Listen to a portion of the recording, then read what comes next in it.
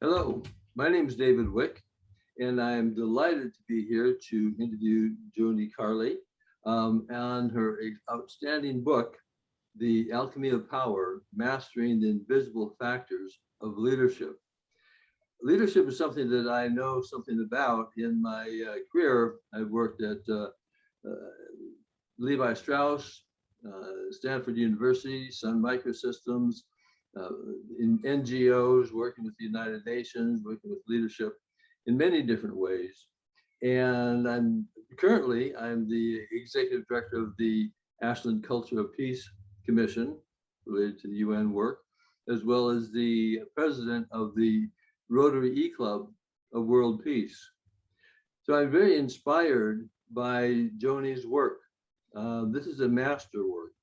It's a tapestry that she has brought together so many different concepts and actions and behaviors that is really a fascinating work, but it's an important work. It's an important work of our time. We're in significant challenges in the world, and this is one of the pathways that's going to help us understand how we move forward, but it's all about personal choices and behaviors. So welcome, Joni. I'm so delighted to be with you. Thank you, David. Ditto. I'm really happy to be here with you. Thank you very much. Well, your book, as I said, I find it to be a tapestry, just amazing concepts and bringing different threads together, which is putting together a very important picture, as I say, of our times. And a couple of things come to mind before we dive into the real depth of it.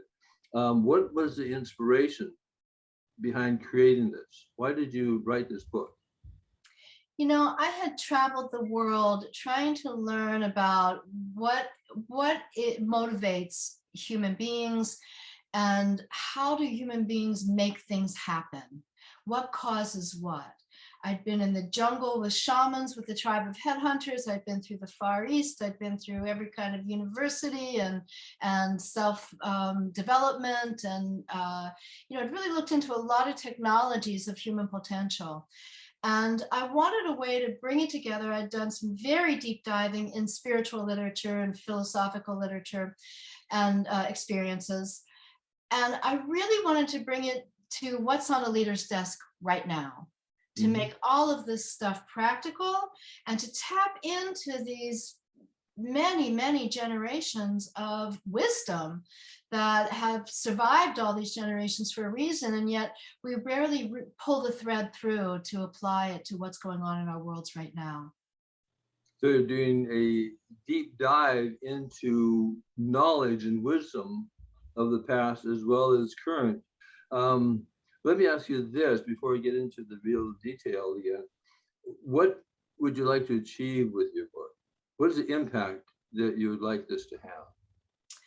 I want leaders to know, and potential leaders, upcoming leaders, to know that we only understand 5% of the world. Scientists, physicists tell us that we only understand 5% of the world. And that other 95% is where the magic happens. It's Mm-hmm. where change happens. It's where effectiveness happens. It's where excellence lives.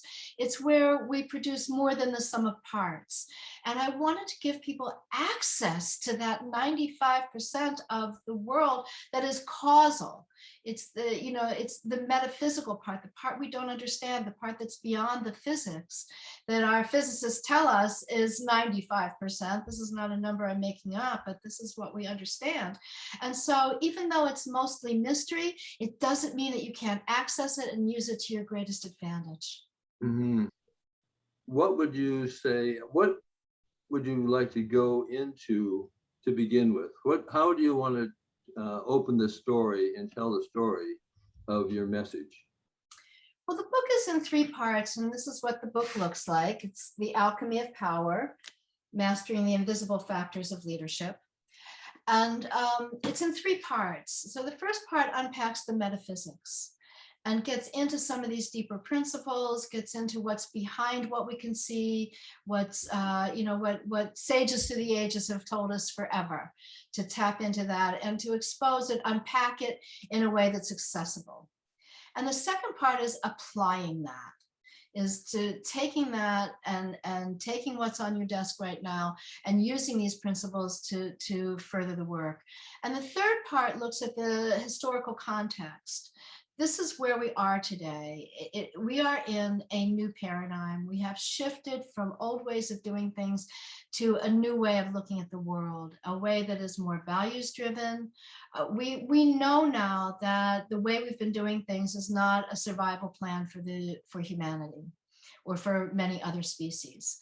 And so we know things have to change, and yet how do we do it? Why do we do it? What's the, and leaders really risk being blindsided by their own irrelevance if they don't pick up on how much the world is changing. And you can still get away with some old paradigm ways of doing leadership, but not for very long.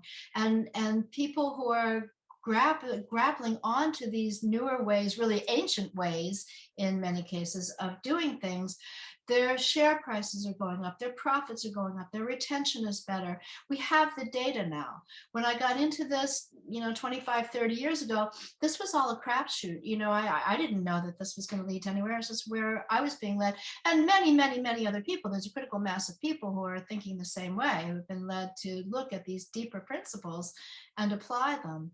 So that's what I want to do, is contextualize all this, and knowing that this ancient wisdom leads us right to today, right to this precipice that we've been on of shifting this divide, of shifting into a more unified, more compassionate and just way of running the world. And people want their leaders to run workplaces, to change their workplaces so that those workplaces support a changed world.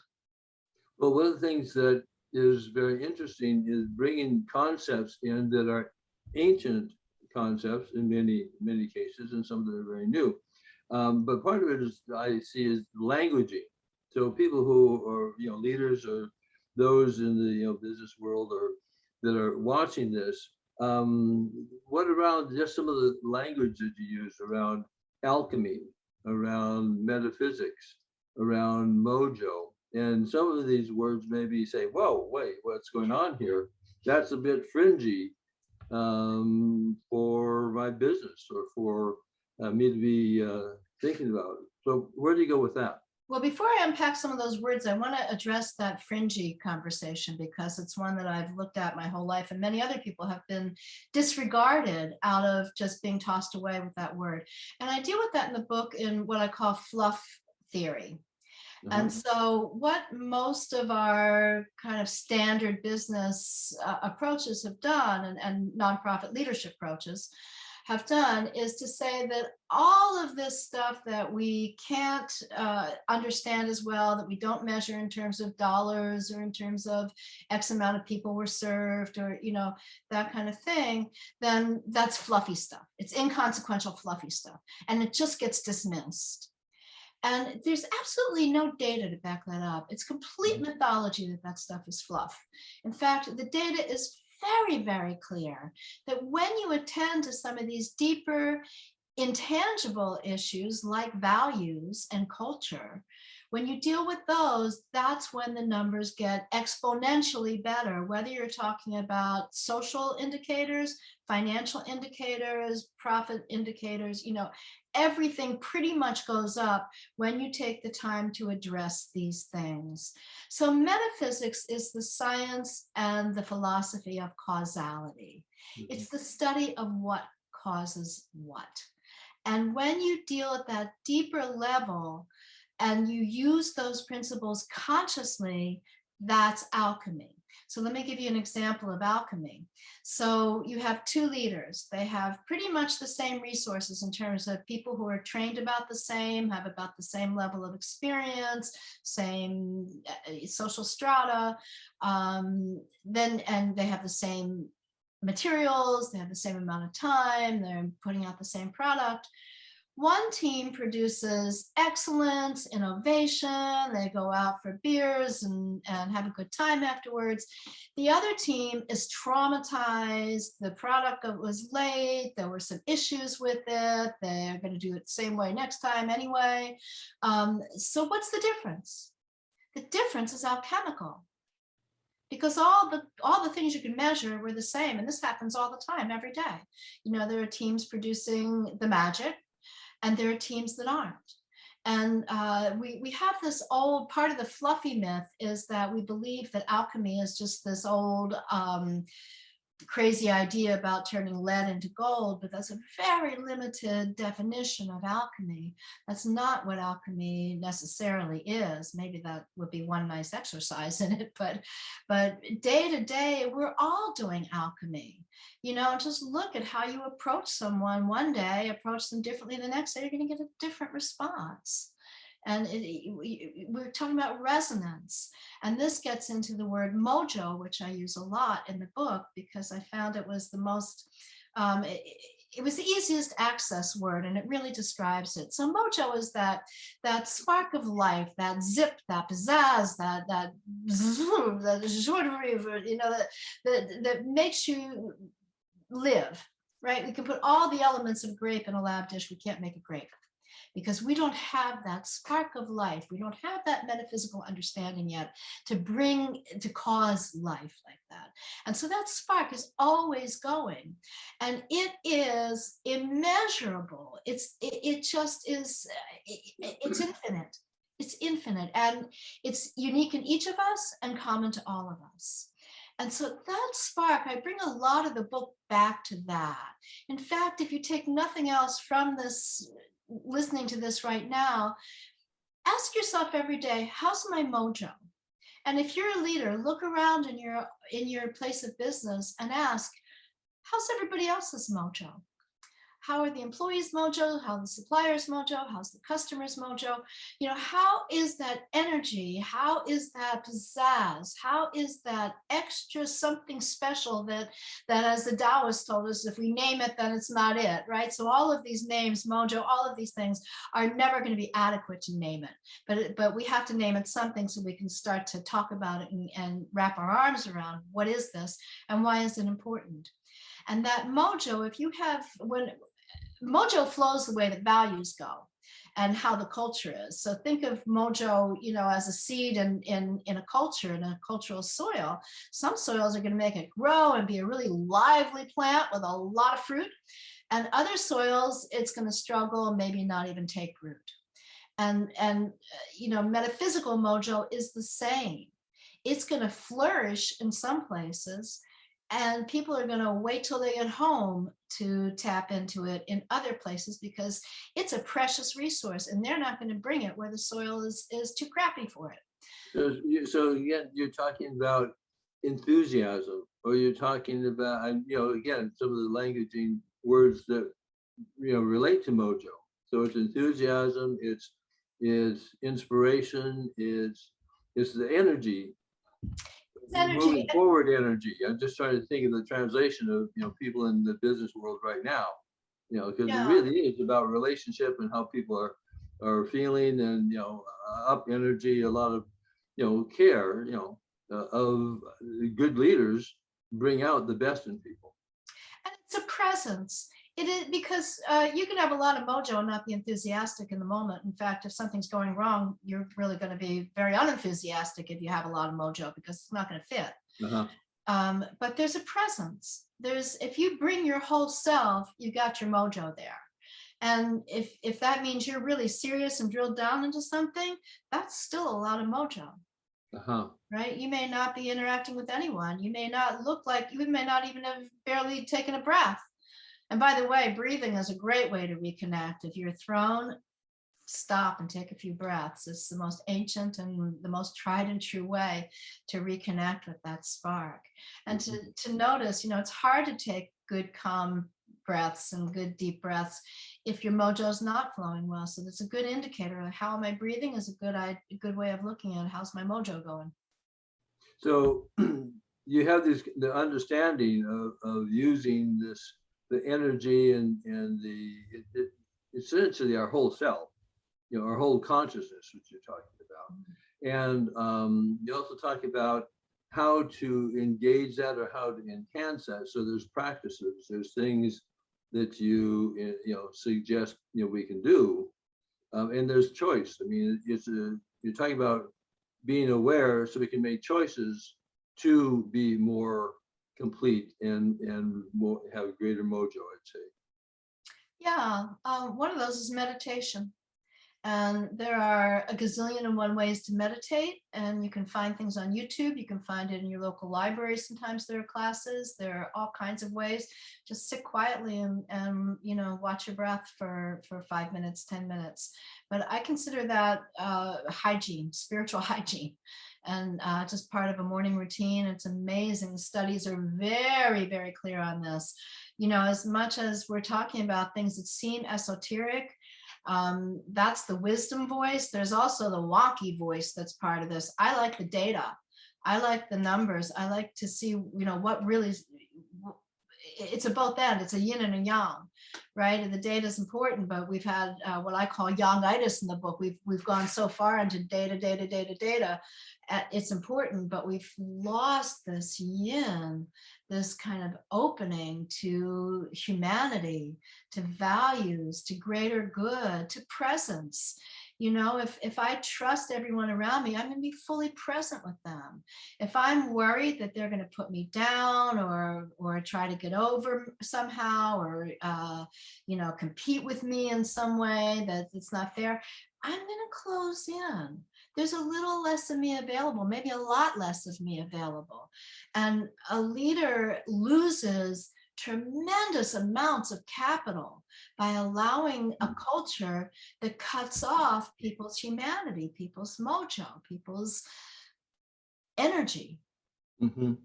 Well, along that line, so in the book, you talk about various things that people can do and practices. You don't have time to go into all of those right now, but you're Yeah, also but music, like art, you know, thank you. I got off your question there, but yeah.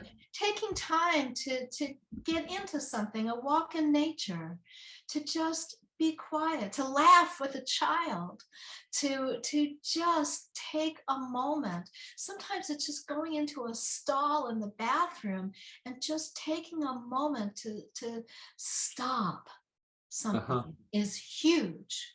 But taking time to be inspired and knowing that inspiration pays.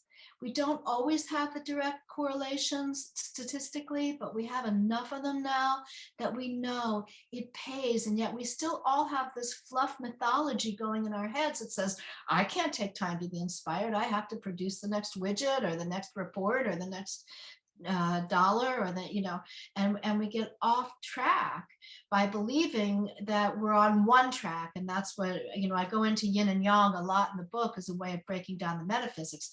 Yang is the data, the numbers, the hours, the concrete things, the tangible things.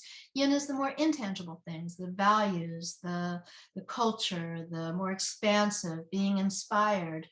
And throughout time, we know that when there's equanimity, people say balance, they want to be balanced. That's delusional. There's no such thing as balance. If you breathe in, you're more yin, you breathe out, you're more yang. And so, you know, you would die. If you hit homeostasis and stayed there, you'd have to die. And even then you wouldn't keep it.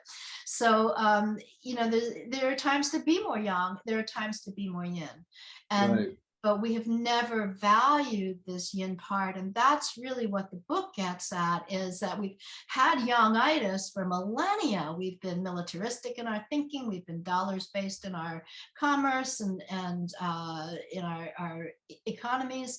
We've been male dominant in political systems. And, you know, all of that speaks to our symptoms of what I'm calling yangitis. And so the antidote to that is, when in doubt, yin out. Look at a nice picture. Take a breath, walk outside, take a walk, do something, look at your child, you know, look in someone's eyes and take a breath. Have a laugh. That's fabulous, absolutely right, definitely. And there's also scientific evidence about all of this, the impact on our awareness, on our health, on, you know, how we function. So it's there. But you also move towards talking about the, you know, new paradigm shift and new paradigm leadership. So what do you mean by that? Well, this old paradigm, what we're calling old paradigm and new paradigm, and, you know, of course, there's not a dividing line where today it's new, yesterday it was old. There's been a shift happening over a few decades. And some say we've kind of clearly come into this second epoch. There are a lot of ways of calling it. And some of us don't experience it that so much because our ways have not been changed so much.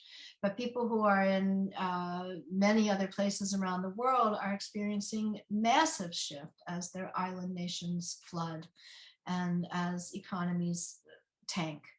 Because we've been based, again, in this sort of youngitis domain of all of these things that we thought were so important. We valued things that weren't so valuable to humanity. So what's the most valuable thing to people in all the happiness studies, most of the sociological studies, the number one thing that people want, no matter their demographics, their country, their language, all of that, they want connectivity. They want to be interconnected with other people. So, but where is that in the economy? Right? That's the most valuable thing to us, and yet our economics don't value it. We want to feel good with other people. We want to have laughs. We want to have enough money. There have been a lot of studies on economics, and people know that, on finances. People want to know that they have enough money to eat and feed their kids and clothe them and be well off. They want to know they can have a little bit of fun and that they can give a little bit to the next guy who needs it. That's pretty much what people want. And in the US, that's maybe about $75,000 a year. And after that, there's no increase in happiness. So that number is a little old. It may be maybe more or less than 75,000 now, but that's kind of ballpark. So we know that now. This data is in on the happiness and on the studies that you and I have been talking about. And so how do we adapt to that? How do we value what people value most? Well, economics. But as a leader, it's hard to take time to pay attention to all that and get my job done. Yes, it is. It is. Well, that's the delusion, because we think the job can only be done if you stay in this young territory. But that's just not the truth. And a lot of leaders are not told the truth. And yes, you got to keep your eye on the ball. I'm not suggesting that you just go out and do yoga for the rest of your life and hope the business runs. That's not what we're talking about at all. We're talking about being more present, having more power when you come to the workplace. And you mentioned the word consciousness before. That's the bottom line. This comes down to consciousness, to leadership consciousness. That's what my book is about. There are leadership reflection questions at the end of every chapter to apply everything, because it's got to seep into consciousness. It's got to be owned within consciousness. If you want to change your workplace, you've got to deal at the level of consciousness, and that's at the level of culture, which can be measured. It can be measured. I work with cultural transformation tools that we actually quantify culture. We quantify these intangibles, and there are more and more instruments out there that do this because we know this is what works. Mm-hmm. And the paradigm shift that's going on now, we're seeing it in America, where they're saying, nobody wants to work. Well, that's not true. People have had enough of a breather to say, I will not, for that amount of money, be robbed of my humanity. And they are forcing change, where now workplaces are having to advertise, we're a little more humane than we used to be. Come here, you'll actually get vacations. Come here, you'll actually get a living wage. And so this is part of the paradigm shift that we've been living through, is to say, the workplace needs to be compassionate and just. And when it is, people perform. Perform. So that inspires mojo. That's right. You unleash all this mojo. And in the case of the human condition, 1 + 1 doesn't equal 2. It equals exponential, right? When you get two people together, it's way more than 2. And so mojo is way exponential to that. When a leader is dealing at that level, when they're sparking the fires, and keeping the focus, right? The yang is the focus. So that's important too. It's not just sparking fires so that fireworks are going off all the time. That just creates another kind of drama that you don't want. But you want to have that equanimity. You want to have things sparking when there's the time and place to spark. And you want to have the focus. You want to bring that energy. Power is the ability to cohere or disrupt.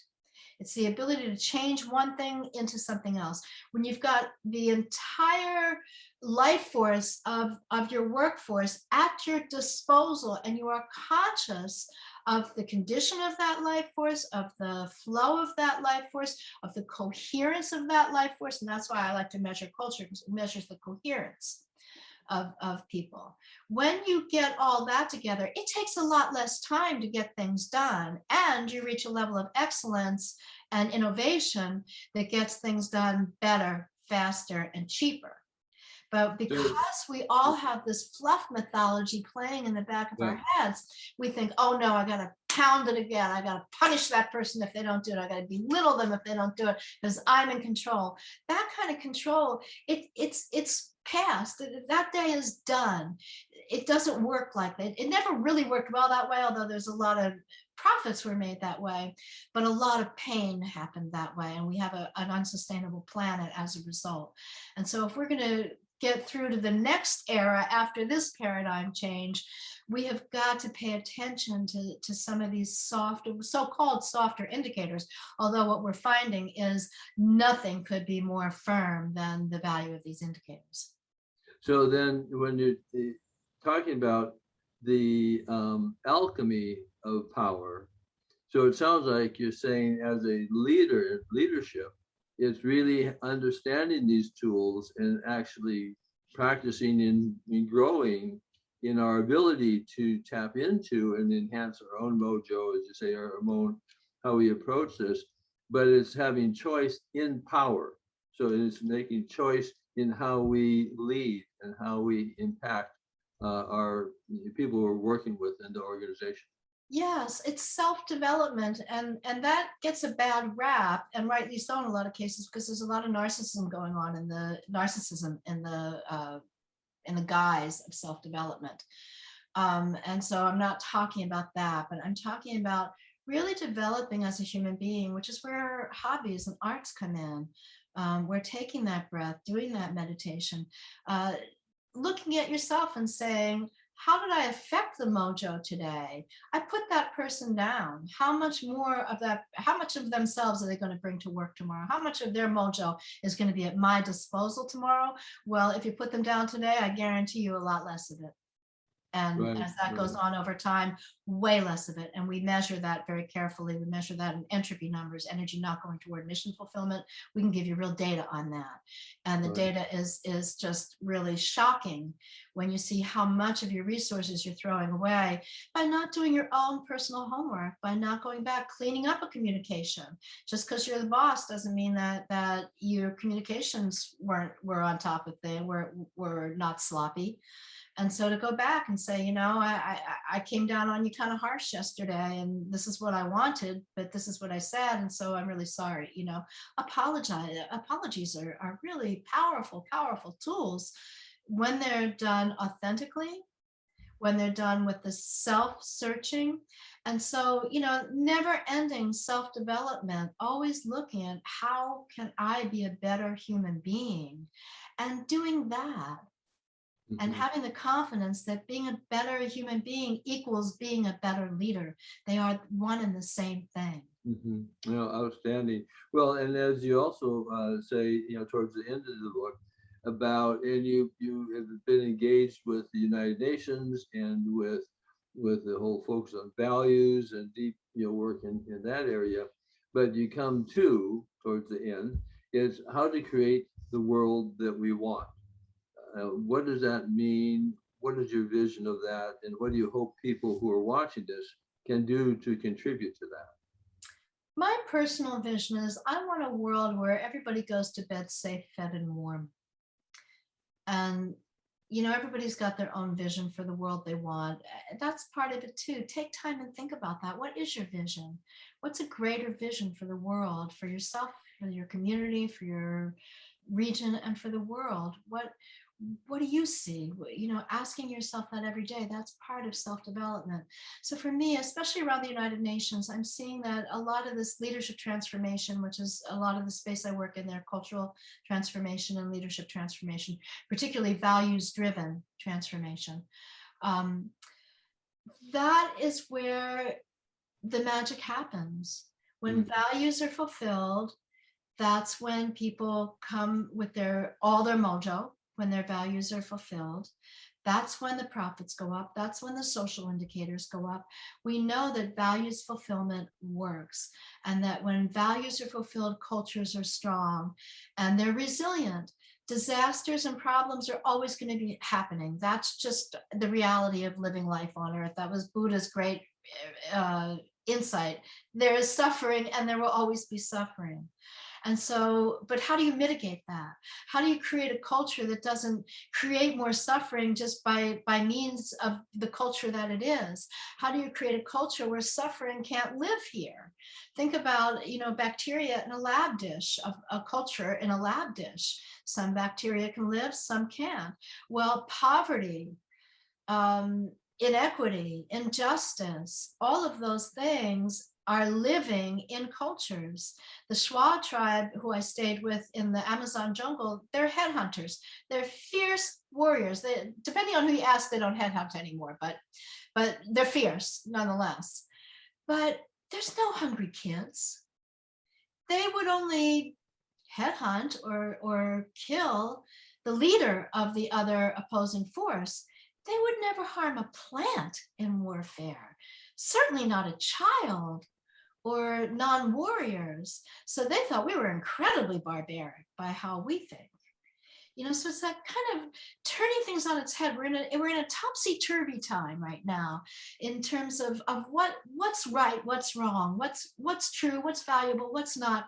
This is a time of inquiry and a time of a little bit of chaos around that, a lot of chaos in some cases around that. And so what do we do with that chaos? Well, chaos is power too. The power is, is energy. Chaos is energy. Power is in bringing coherence.